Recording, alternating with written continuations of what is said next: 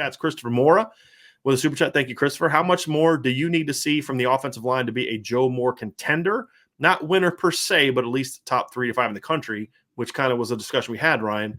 I'll let you start off. What is it that you need to see from them from now moving forward? Not what we've seen in the past, but from now moving forward, what do you need to see from them improvement-wise and those type of things to say by the end of the year to say what you think is possible that they are without question, and at least in the conversation of the Joe Moore Award?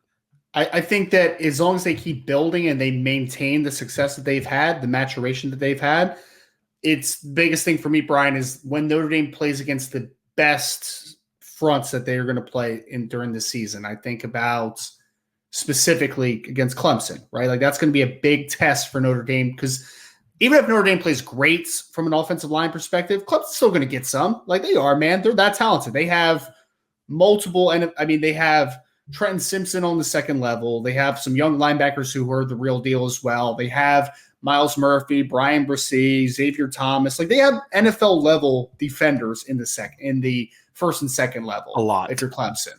So Notre Dame can have a great performance offensive line wise and still not perceived to be dominant because Clemson's going to get some stuff, right? But they can still have that type of game. I think for me though, it's if they play consistently close to where they are, not even close to where they are now, higher level than where they are now, close to their peak throughout the rest of the season. I think it's about consistency level at this point. Like you need to show that you can maintain this level of consistency against the Clemsons of the world. Going up against, USC doesn't have the greatest defensive line in the world, but in a big game like that is going to be highly publicized, that is going to be a big game, that's going to be on prime time. Those big moments against the best teams, I think, is what is going to separate this team from being what looks like a good now offensive line to being a very good one. Like I think that those big moments are what the team needs. I'm going to get a little bit more technical with my answer, Ryan. I think what you said, I'm on board with everything you just said. I think number one, I already talked about part of it. Joe Walt, Jarrett Patterson, just keep doing what you're doing, right? Which is really good. Josh Lugg, the last 2 games have probably been the most consistent that Josh Lugg has played. Not dominant. He's just not a dominant guy right now. I don't know if it's the back injury or whatever. He just doesn't move people. He's been pretty good in pass pro the last 2 weeks. He's been doing his job in the run game. Just keep doing that, right? Just being steady. Not all 5 guys have to be dominant players, right? Sam Mustipher in 2017, as part of that Joe Moore award-winning line, was not a dominant player. But you know what Sam was in 2017? About as steady as you were going to see as a center. Right? Just did his job, play after play, no big mistakes, just do your job, right? So those 3 guys just keep doing what you're doing. The personnel-wise, it's about Zeke continuing to ascend and building on what he's done in the last 2 games, which has been really good. And it's about Blake Fisher starting to get closer and closer to his full potential as being a dominant player. Yep. And if those 2 things happen, personnel-wise, it gives you a chance. Then the other thing, too, is I just need to see a little bit more fire off the ball. And I don't mean fire as in like passion, but I mean like literally firing off the ball with a little bit more force. It's probably a better way of saying it. I still think there's a few too many times you see the line where they kind of step off and they just kind of place their hands. And I think that's the next area for Coach Easton. He's done a great job of getting a group of linemen who just did not move their feet in the first 2 games or all of the last 2 years, really last year, really. But 2 of the previous 3 years, the year where Chris Watt was there, they've done a much better job of getting them to move their feet. They're starting to kind of, get more of a foot push, but they're not everyone is doing enough really driving their hands into contact. Joe Walt's got to get better about this, for example. And he's got to be more consistent. Josh Lugg's got to be better with this. Jarrett Patterson, to a degree, has got to be better at this. The guy that I think has done the best job of this so far is probably Zeke.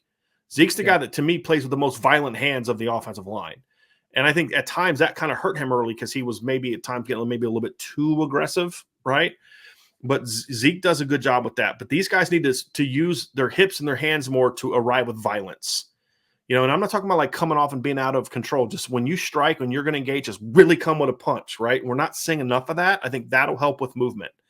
Because what they're doing, Ryan, is they're getting to the right spots, and then they're just so big and they're strong that they're able to then move people.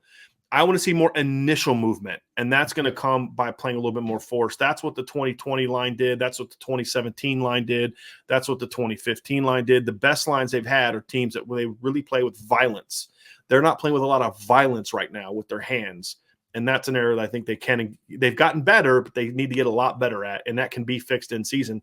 And then the other thing too, and that leads to a bit more of a push. The other thing too is I think they can still stand to get better at the timing of getting off combo blocks. It's gotten a lot better since the first 2 games, a lot better. But that's a specific area that I think still could stand to get a little bit better. And sometimes it's, and more often than not, right, it's getting off too early. Yeah. I think has been the issue. Not too late. It's getting off too early. Like, hey, dude, if you'd have just stayed for one more split second, Zeke overtakes that guy and you're rolling off and there's a big hole there. Mm-hmm. So I think they've been a little bit impatient getting off combos. And now they've gotten better each week, but I think that's the final step. I think those 3 things, the improvement from Zeke and Blake, just continue to get better, playing with more violence at the point of attack, and then just the timing of the combo blocks, because that's an important part of what they're going to do, especially if they stick with the zones. And the zones and counter are the 2 best runs they've had all year. Yep. Those both require great double teams at the point of attack. And duo is literally built around double teams, Ryan. I mean, the whole concept of duo is double teams, correct? I mean, that's what you're trying to do. It's called duo.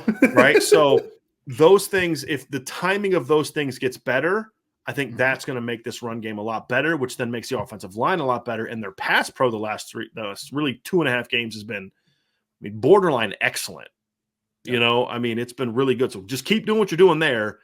It's the run game where I think they can and should make more improvements. Does that sound fair?